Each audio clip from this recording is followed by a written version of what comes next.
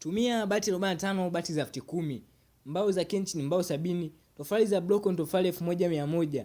Kwa tofali za kuchoma ni tofali 3800. Na ramani hapa kama unavyoiona ni ramani ya chumba kimoja cha kulala.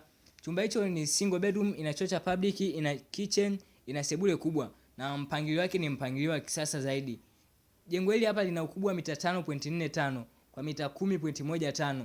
Kwa wale ambao mnahitaji ramani za nyumba, unaweza kucheki kupitia namba zetu za simu ziko hapo juu. Na ukiwa na kiwanja chenye ukubwa kuanzia mita 8 kwa mita 13, jengo hili hapa lina fit katika eneo hilo na linakaa vizuri na ni jengo ambalo limechorwa kisasa zaidi. Muonekano wa jengo hili hapa ni muonekano wa kisasa. Muonekano wake ndio kama hapo unavyouona hapa, ni muonekano wa 3D.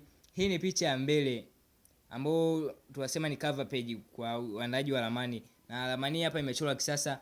Kwa hiyo ukiwa na ukubwa wa kiwanja ambacho kinaanzia mita 13 kwa mita 8, jengo hili hapa linakaa na inafiti vizuri. Tofali za bloko nimeshaelezea, idadi ya bati na mbao na tofali za kuchoma yote nimeelezea.